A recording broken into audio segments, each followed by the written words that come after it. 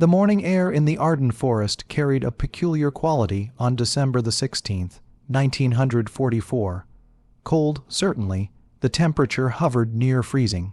But there was something else in the atmosphere that morning, something the German soldiers advancing through the snow-covered pines could not yet identify. It was the weight of assumption colliding with reality. The shells came without warning. Not the familiar whistle and crack of conventional artillery, the kind that gave soldiers a split second to dive for cover or press themselves deeper into their foxholes. These shells arrived differently. They exploded in the air above the advancing formations 30 to 50 ft overhead, showering the ground below with fragments of steel moving at lethal velocities. German infantrymen who had survived years of combat on the Eastern Front, who had endured Soviet artillery barrages from Stalingrad to Kursk, found themselves facing something they could not understand. The shells were not hitting the ground and throwing up fountains of frozen earth. They were not detonating on contact with tree branches or buildings. They were exploding at precisely the height needed to maximize casualties among troops in the open. If you're enjoying this deep dive into the story, hit the subscribe button and let us know in the comments from where in the world you are watching from today. A Wehrmacht corporal sheltering behind a stone wall near the Belgian village of Manche. I later told American interrogators that his first thought was that the Americans had forward observers, positioned perfectly to time their shells, but that made no sense. The weather was terrible. Thaw and low clouds blanketed the Ardennes. Visual observation was impossible, and yet the shells kept exploding overhead with uncanny precision, as if guided by some invisible force that knew exactly when they were passing over German troops. Men who had believed themselves safe in foxholes discovered that depth offered no protection. The explosions above drove fragments downward, filling the holes that should have been sanctuaries. Soldiers who threw themselves flat found that lying prone provided minimal cover when the danger came from directly overhead. Bunkers reinforced with logs and earth, structures that had withstood conventional artillery fire, proved vulnerable to fragments that fell from above rather than impacting at ground level. What the Germans were experiencing, though they could not know it yet, was the combat debut of one of the war's most closely guarded secrets. The VT proximity fuse represented a fundamental shift in artillery effectiveness, a technology that would force armies to reconsider tactics that had been developed over centuries of warfare. But understanding what made this moment so devastating requires understanding what came before it, what the Germans expected, and why their assumptions about artillery warfare were about to be comprehensively shattered. Artillery in World War II was a science of prediction and timing. Every shell fired from a gun followed a ballistic arc determined by physics, by the angle of the barrel, the powder charge, the weight of the projectile, atmospheric conditions, and countless other variables. Making those shells explode at useful moments required solving a problem that had occupied military engineers for generations. Contact fuses were simple and reliable. The shell hit something solid, a mechanical striker compressed, a primer ignited, and the main explosive charge detonated. These fuses worked perfectly for destroying buildings, bunkers, or armored vehicles where the shell needed to penetrate before exploding. But against troops in the open or aircraft in flight, contact fuses had severe limitations. A shell that missed its target by even a few feet would bury itself in the ground or fly past harmlessly before detonating on impact with the earth or simply failing to explode at all. Timed fuses offered more flexibility. Before firing, crews could set a mechanical timer in the fuse nose. The timer would tick down during the shell's flight, ideally detonating the explosive charge at a predetermined moment. When used for anti-aircraft fire, this meant the shell could explode in the general vicinity of enemy aircraft, filling the sky with fragments without requiring a direct hit. When used against ground troops, timed fuses allowed shells to burst above the target, showering fragments downward rather than wasting explosive energy by detonating against the Earth. But timed fuses demanded precise calculation and considerable luck. Gunners had to estimate the range to the target, calculate the shell's time of flight, account for wind and atmospheric conditions, set the timer accordingly, and hope that nothing changed between the moment of firing and the moment of detonation. Against aircraft which moved at speeds exceeding 200 mph and could change altitude or direction at will, timed fuses were exercises in statistical probability. Fire enough shells into enough sky, and eventually some would detonate close enough to damage or destroy the target. The numbers told the story. In the early years of World War II, anti-aircraft batteries firing timed fuse ammunition required approximately 20 0.00 shells to bring down a single enemy aircraft. Some estimates ranged as high as 100 0.00 rounds per kill. Even with improvements in radar-directed fire control, which allowed gunners to track targets more accurately, the fundamental problem remained. The fuse had to be set correctly before firing, and that meant predicting where a fast-moving target would be several seconds in the future. German doctrine reflected these limitations. Anti-aircraft batteries concentrated their fire into boxes of airspace, filling predetermined volumes with exploding shells in the hope that aircraft flying through those zones would encounter fragments. The method worked to some degree, particularly against large formations of bombers flying predictable courses, but it consumed enormous quantities of ammunition and required large numbers of guns to be effective against ground forces. Timed fuses were used primarily for harassing fire or for attacking troops in the open where the exact detonation height was less critical. Forward. Observers could call in adjustments to the timing settings, walking the bursts closer to the target through successive corrections, but this was a slow process, and in fluid combat situations, targets often moved before corrections could be applied. The Germans entering the Ardennes in December 1944 carried with them assumptions built on years of combat experience. They knew what artillery could and could not do. They understood that in poor visibility with clouds preventing aerial observation and fog limiting ground observation, American artillery would be less effective. They believed that foxholes and prepared positions would provide reasonable protection from conventional timed fire. They thought they understood the rules of this particular game. They were about to discover that the Americans had changed the rules entirely. The proximity fuse did not emerge from a single flash of inspiration. It was the product of years of research, beginning in Britain in the late 1930s and accelerating dramatically after the United States entered the war. The fundamental concept was revolutionary in its simplicity and staggering in its technical complexity. Instead of requiring gunners to predict when a shell should explode, the fuse itself would sense the presence of a target and detonate automatically at the optimal moment. British researchers, particularly William Butent and Samuel Curran, had proposed the concept before the war began. A tiny radio transmitter in the fuse nose would emit electromagnetic waves. When those waves reflected off a target and returned to a receiver in the same fuse, the device would measure the signal strength. As the shell approached its target, the reflected signal would grow stronger. When it reached a predetermined threshold, indicating the shell was within lethal range, an electronic trigger would fire the detonator. The theoretical elegance masked extraordinary practical challenges. The fuse had to fit in the nose of an artillery shell, occupying the same space as conventional mechanical fuses. It had to survive being fired from a gun, enduring accelerations exceeding 5,000 times the force of gravity and simultaneously spinning at hundreds of revolutions per second. It had to operate reliably across extreme temperatures from tropical heat to sub-zero cold. It had to resist moisture, shock, and the violent vibrations of high-velocity flight.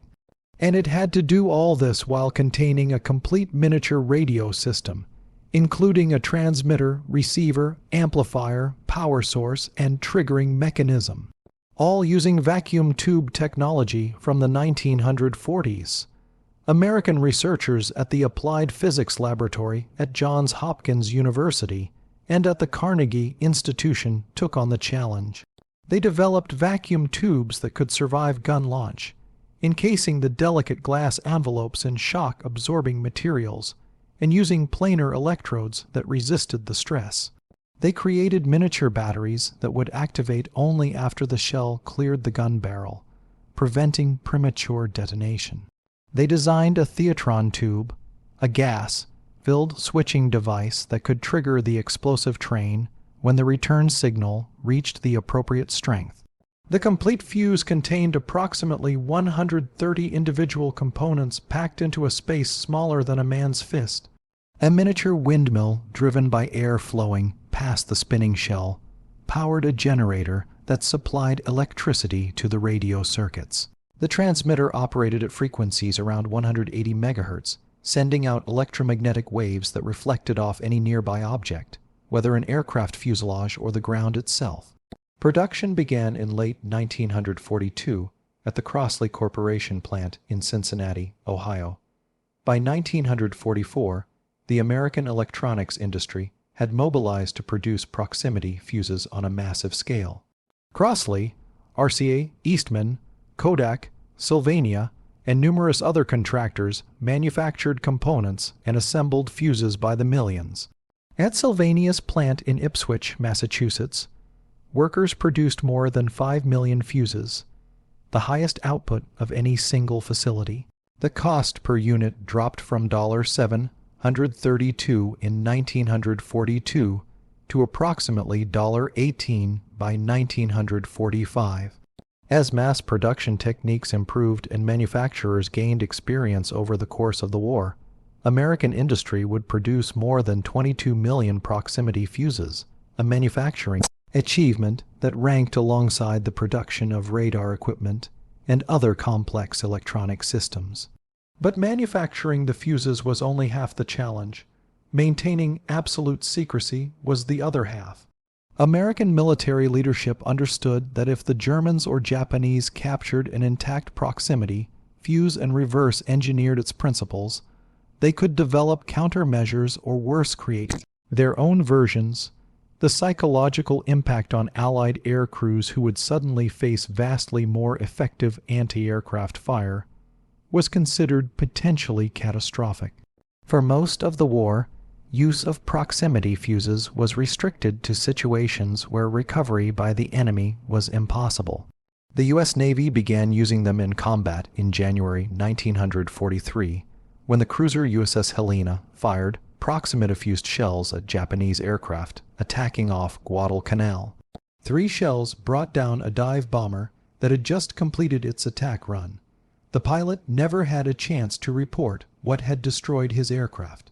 Naval use expanded throughout 1943 and 1944.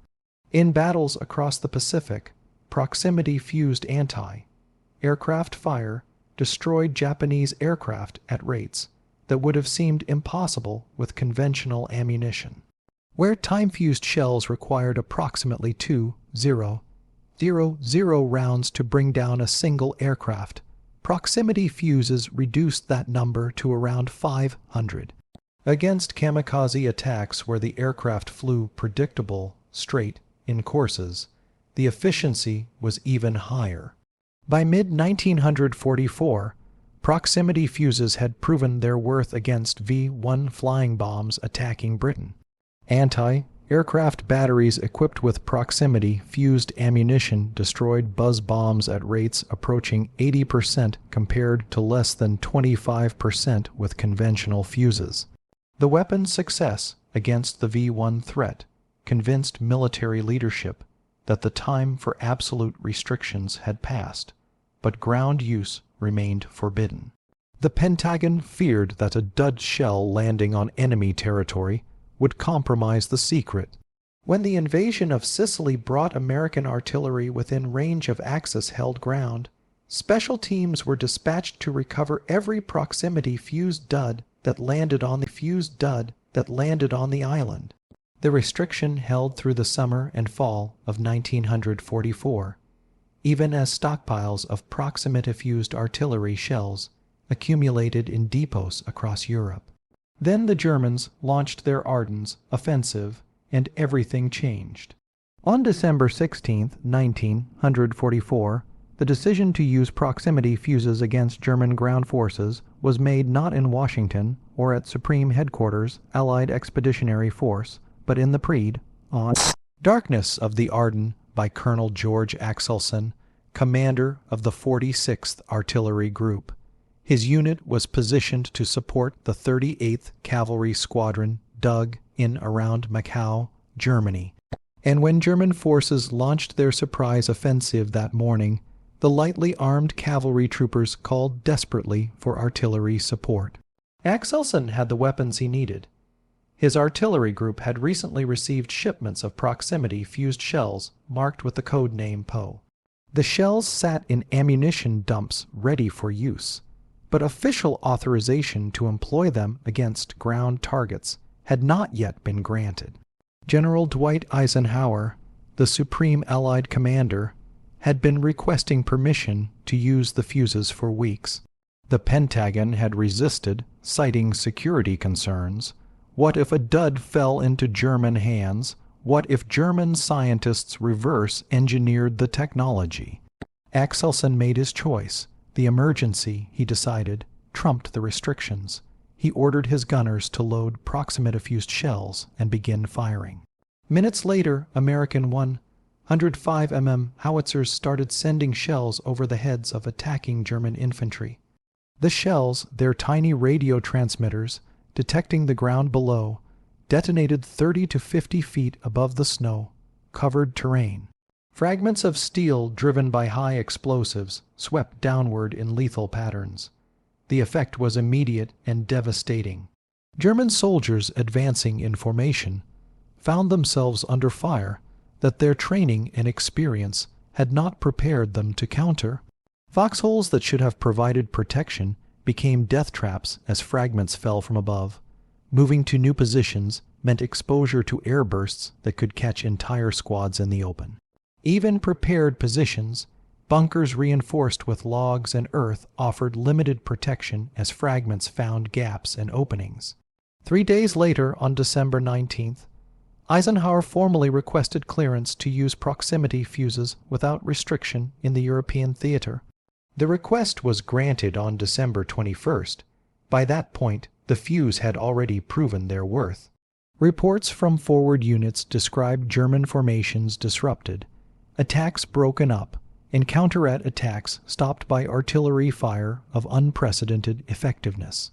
200 proximity-fused shells were shipped to American artillery units across the front. The Army had named them Posit, continuing the deception about their true nature. Gunners received instructions on their use. The fuses required no special setting procedures. Crews simply loaded the shells and fired. The fuses would arm themselves after the projectiles left the gun barrels and would detonate automatically when they detected the ground below or any large object in their path. For American artillery crews, the proximity fuse simplified their work enormously. No more calculating precise timings. No more adjusting settings based on estimates of range and trajectory. They could focus on placing shells over the target area, and the fuses would handle the rest. The psychological effect was significant. Artillery men gained confidence in their weapons' effectiveness, knowing that every shell fired would explode at the optimal height. For the Germans on the receiving end, the experience was profoundly different. They faced artillery that seemed to violate the rules they understood. Shells exploded overhead regardless of visibility conditions, regardless of whether American observers could see the target, regardless of terrain that should have masked their positions. The consistency and precision of the airbursts suggested some new technology, but German intelligence had no information about what that technology might be. German soldiers began reporting strange phenomena, shells that exploded at consistent heights above ground, artillery fire that remained effective even when weather prevented aerial observation, casualties among troops who should have been protected by terrain or fortifications. Reports filtered up through the chain of command, reaching intelligence officers who struggled to explain what was happening. Some German commanders theorized that the Americans had developed improved timed fuses with more precise mechanisms. Others suggested that forward observers, perhaps using some new type of optical equipment, were calling in extraordinarily accurate fire. A few suspected that a fundamentally new technology was at work, but without physical evidence, they could only speculate. The truth would become clear only when German forces began capturing American ammunition dumps and examining unexploded shells. But by then, the Battle of the Bulge would be decided, and the proximity fuse would have contributed to stopping the last major German offensive on the Western Front. Oberfreiter Hans Müller had survived 3 years on the Eastern Front. He had endured Soviet artillery barrages at Jeff, where shells fell like rain for hours at a time. He had learned to judge by sound alone whether an incoming round would land close enough to be dangerous.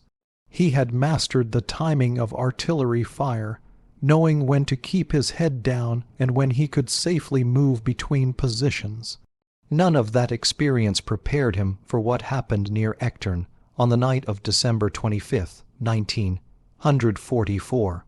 His company had been ordered to advance under cover of darkness, moving through a wooded valley toward American positions. The weather was miserable, fog hung in the trees, snow covered the ground, muffling footsteps, but also making movement visible to anyone watching from high ground. Müller and his squad moved carefully, using terrain for cover, staying in the tree line whenever possible. The American artillery opened fire without warning. Müller heard the distant boom of guns, then the familiar sound of shells in flight. He dropped into a depression beside the trail, pressing himself against the frozen earth. Other men scattered, seeking whatever cover they could find. Some dove behind trees, others dropped into drainage ditches that ran alongside the path.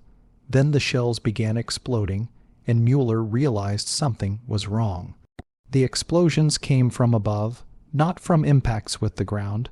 Fragments showered down, striking the earth all around him, ricocheting off tree trunks, cutting through undergrowth. He heard men screaming. The soldier who had been running beside him a moment before lay motionless, struck by fragments that had come from overhead. Müller pressed himself deeper into the depression, trying to make himself as small as possible.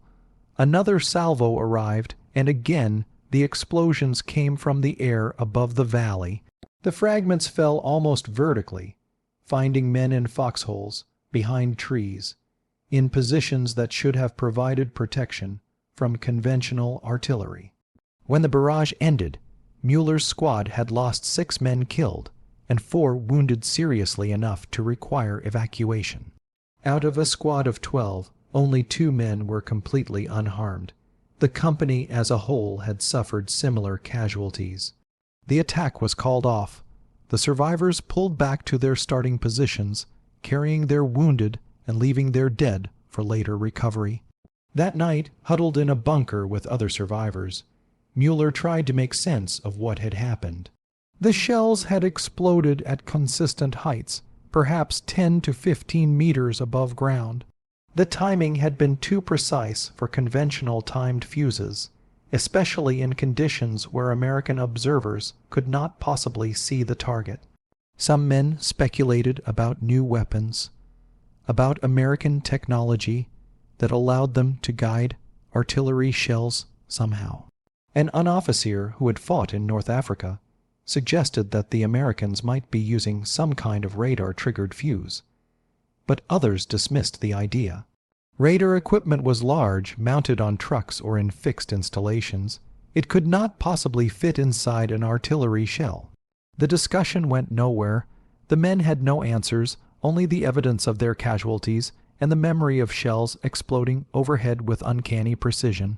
Similar conversations took place in German units across the Ardennes front. Reports accumulated in intelligence files. Interrogators questioned German prisoners captured by American forces, asking what they had observed about American artillery. The prisoners described shells that exploded in the air, casualties among troops in covered positions, artillery fire that seemed unnaturally accurate even in poor visibility. On December 26th, near Exeter, American artillery equipped with proximity fuses engaged a concentration of German troops attempting to cross the Sour River. General George Patton, commanding the Third Army, later reported that a battalionized concentration of fire killed 702 Germans by actual count. Concentration had caught the German battalion in the open, crossing difficult terrain where men could not quickly find cover. The proximity-fused shells had detonated overhead, filling the crossing site with fragments. If you find this story engaging, please take a moment to subscribe and enable notifications. It helps us continue producing in-depth content like this. Patton would later write to the War Department describing the new shells with characteristic directness. "The new shell with the funny fuse is devastating," he wrote. "We caught a German battalion which Clear's throat was trying to get across the Sour River with a battalion concentration and killed by actual count 7,002. I think that when all armies get this shell, we will have to devise some new method of warfare. I am glad that you all thought of it first." The comment about devising some new method of warfare was not hyperbole. The proximity fuse had fundamentally altered the mathematics of artillery effectiveness. Troops in the open were vastly more vulnerable than they had been with conventional fuses. Foxholes provided much less protection. Movement under artillery fire became far more dangerous. The weapon's impact on German tactical thinking would prove as significant as its direct effects on casualties. But understanding why the fuse was so devastating requires understanding what happened inside those shells as they arced through the air toward their targets. The Mark 45 proximity fuse, the version used in American Army artillery shells, measured approximately 3 in length and less than 2 in diameter. Into that small space, American engineers had packed a complete radio system, a power supply, safety mechanisms, and an explosive train capable of initiating the shell's main charge. The fuse armed itself through a series of mechanical and electrical steps that began the moment the shell left the gun barrel. As the projectile accelerated down the barrel, setback forces compressed a spring mechanism. When the shell exited the muzzle, the spring released, allowing a small windmill on the fuse nose to deploy. The windmill, driven by air rushing past the spinning shell, turned a generator that produced electricity for the radio circuits. After the windmill had rotated a predetermined number of revolutions corresponding to a safe distance from the gun, electrical contacts closed, connecting the power supply to the radio transmitter and receiver. A small vacuum tube oscillator began broadcasting electromagnetic waves at approximately 180 megahertz. The waves radiated outward from an antenna built into the fuse body. When the shell approached a target, whether an aircraft or the ground itself, those electromagnetic waves reflected back toward the fuse. A receiver circuit detected the reflected signal. As the distance to the target decreased, the strength of the reflected signal increased. The fuse used a heterodyne detection system, mixing the transmitted frequency with the received frequency to produce a beat signal. The amplitude of this beat signal corresponded to the strength of the reflection, which in turn indicated the distance to the target. When the reflected signal reached a predetermined strength, indicating the shell was at the optimal distance from the target, an amplifier circuit triggered a theatron tube. The theatron, a gas-filled switching device, could handle large currents despite its small size. When triggered, it conducted electricity from a small capacitor to an electric detonator. The detonator fired, initiating a booster charge, which in turn set off the main explosive filling of the shell. For anti-aircraft use, the fuses were calibrated to detonate when the shell passed within approximately 20 to 30 ft of an aircraft. The proximity allowed the explosion to envelop the target in fragments without requiring a direct hit. Against aircraft traveling at several hundred miles an hour, this increased the probability of damage or destruction by factors ranging from 5 to 10 times compared to timed fuses. For use against ground targets, the fuses detected the approach of the Earth itself. The radio waves reflected off the ground, and when the signal strength indicated the shell was 30 to 50 ft above the surface. The fuse triggered detonation. The shell was 30 to 50 ft above the surface.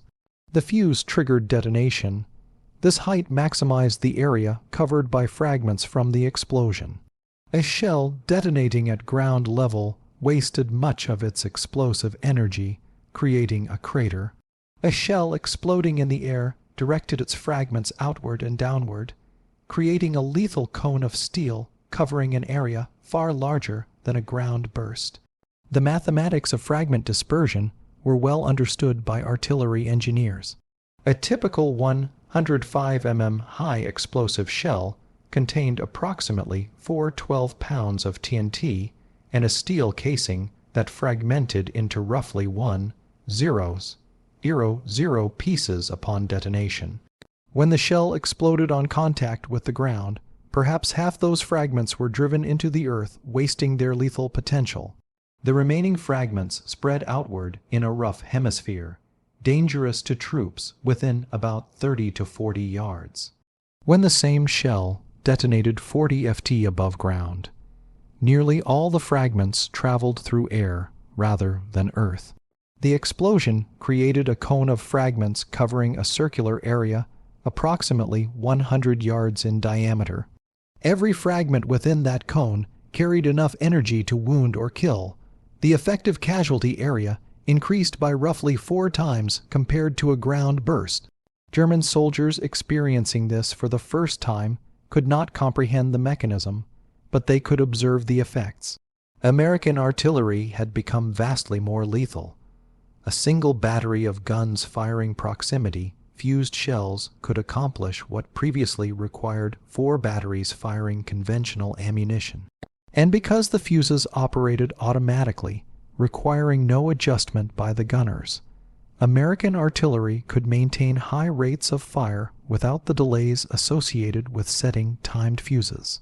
The technology represented not just an incremental improvement, but a fundamental shift in artillery effectiveness. And the Germans, caught in the open during their Ardennes offensive, bore the full brunt of that shift. German military intelligence struggled to understand what they were facing. Reports from the Ardennes described artillery fire of unprecedented accuracy and effectiveness, but the mechanism remained unclear. Without physical evidence, without captured examples of the new fuse, German analysts could only theorize. The first intact proximity fuse fell into German hands in late December 1944, when a dud shell was recovered from the battlefield. The fuse was carefully transported to a technical intelligence facility where specialists disassembled it, photographed each component, and attempted to understand its operation. What they discovered both explained the devastating effectiveness of American artillery and revealed the enormous technological gap between German and American industrial capabilities. The miniaturization alone impressed German engineers. Vacuum tubes small enough to fit inside an artillery shell, yet robust enough to survive the shock of firing. A complete radio transmitter and receiver occupying less space than a man's fist. A power supply that activated itself after launch and provided sufficient electricity for the brief operational life of the fuse. The engineering was sophisticated, the manufacturing precision evident in every component, but understanding how the fuse worked provided no immediate solution to the tactical problem it created. German forces could not jam the radio signals without sophisticated electronic countermeasures, equipment that did not exist in portable form. They could not shield their troops from the fragments of air-bursting shells. They could not produce their own proximity fuses, even with the captured example to study. The problem was not knowledge, but capacity. German industry in late 1944 was under relentless attack from Allied bombers. Factories were dispersed, production was disrupted, raw materials were increasingly scarce. The precision manufacturing required for proximity fuse production was beyond German capabilities even in peacetime. Under wartime conditions, with the industrial base crumbling, it was impossible. German researchers had actually been working on proximity fuse design since before the war. More than 30 different approaches had been explored, including acoustic fuses triggered by engine noise, electrostatic fuses that detected charged objects, and radio-I-based designs similar to the American system. None had progressed beyond the experimental stage. None had overcome the fundamental challenge of building electronics robust enough to survive gun launch while remaining sensitive enough to detect targets reliably. The captured American fuse revealed that the Allies had solved these problems years earlier. The realization was demoralizing. German soldiers in the field were being killed by technology their own country could not match.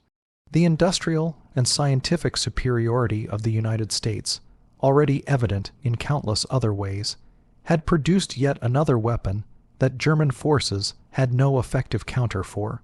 Tactical adaptations were attempted.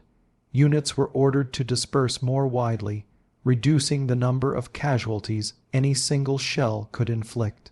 Troops were instructed to move in smaller groups, using terrain for concealment rather than protection.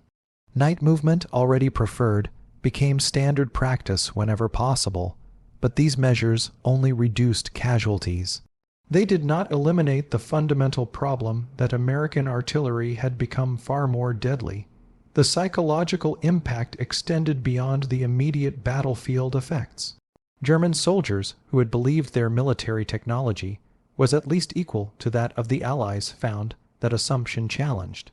The proximity fuse joined a growing list of Allied technological advantages.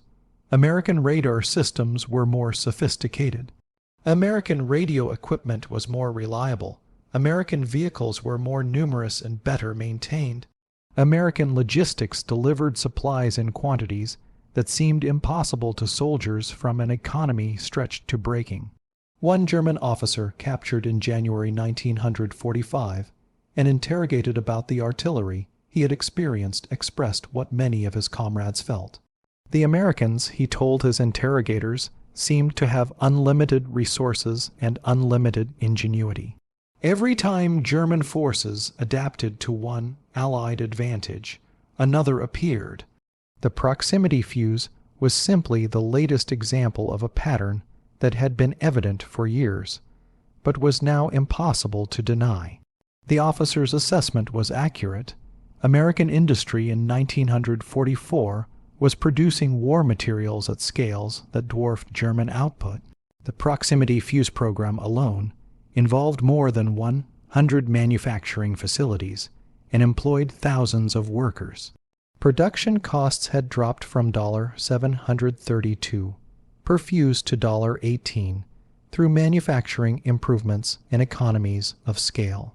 By war's end, American factories would deliver 22 million proximity fuses, enough to equip a substantial portion of Allied anti-aircraft and artillery ammunition. Germany, by contrast, was struggling to produce basic ammunition in sufficient quantities to meet battlefield demands. Sophisticated electronic fuses were beyond consideration when factories were being bombed, when skilled workers were being drafted for military service, when raw materials were increasingly unavailable. While the proximity fuse was making its combat debut against German ground forces in Europe, the weapon had already been proving its worth in the Pacific for nearly 2 years. The U.S. Navy had been using proximity-fused anti-aircraft ammunition since January 1943, and the results had fundamentally altered naval air defense. Japanese aircraft attacking American ships faced a wall of fire that previous generations of naval aviators had never encountered. 5-inch guns firing proximity-fused shells could bring down aircraft at ranges and altitudes that would have been impossible with timed fuses. The statistics told the story, where conventional time-fused anti-aircraft fire required approximately 2 Fuses. The statistics told the story, where conventional time-fused anti-aircraft fire required approximately 2 0.00 shells to destroy a single aircraft. Proximity fuses reduced that number to roughly 500 rounds per kill. Against kamikaze attacks, which became increasingly common in late 1944 and 1945, the proximity fuse proved even more effective. Kamikaze pilots flew straight courses toward their targets, making no evasive maneuvers, concerned only with reaching their target ships. The predictable trajectories allowed proximity-fused shells to intercept the aircraft with devastating efficiency. Ships equipped with proximity fuses survived kamikaze attacks that would have been fatal with conventional anti-aircraft defenses. On May 11, 1945, the destroyers USS Hadley and USS Evans found themselves defending against a massive Japanese air attack off Okinawa. 156 enemy aircraft approached the small group of ships. Both destroyers were equipped with proximity-fused ammunition for their 5-inch guns. The Hadley knocked down 12 aircraft. The Evans destroyed 23 before being hit 4 times by planes that had already been set ablaze by anti-aircraft fire. After the action, the evaluation was unambiguous. Proximity-fused ammunition had been indispensable. Without it, both ships would almost certainly have been sunk. The fuses had allowed a handful of destroyers to defend themselves against odds that would have overwhelmed ships equipped with conventional ammunition. Secretary of the Navy James Forrestal would later state that the proximity fuse had helped blaze the trail to Japan. Without the protection this ingenious device has given the surface ships of the fleet, he said, our westward push could not have been so swift, and the cost in men and ships would have been immeasurably greater. British Prime Minister Winston Churchill, speaking of the fuse's effectiveness against German V-1 flying bombs, noted that these so-called proximity fuses made in the United States proved potent against the small unmanned aircraft with which we were assailed. The V-1 campaign, which had threatened to devastate London and disrupt British war production, was largely defeated by anti-aircraft fire using proximity fuses, where early defenses destroyed only 17% of incoming buzz bombs. Proximity-fused ammunition increased the kill rate to over 80%. The technology success prompted consideration of how it might be applied to other weapons. American forces experimented with proximity fuses for mortar rounds, though development was not completed before the war ended. Rocket and bomb fuses were tested. The fundamental principle that a weapon could sense its target and detonate automatically at the optimal moment had applications far beyond artillery shells. But perhaps the most significant aspect of the proximity fuse was not its direct military effectiveness, but what it revealed about the nature of modern industrial warfare. The fuse represented the marriage of scientific research, industrial production, and military application on a scale that only the United States could achieve.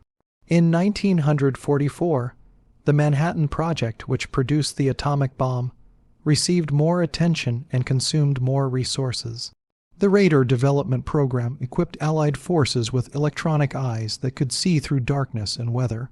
But the proximity fuse, in its own way, demonstrated American industrial and scientific superiority, as clearly as either of those more famous programs. The fuse was a product of coordinated effort involving universities, private industry, and military services.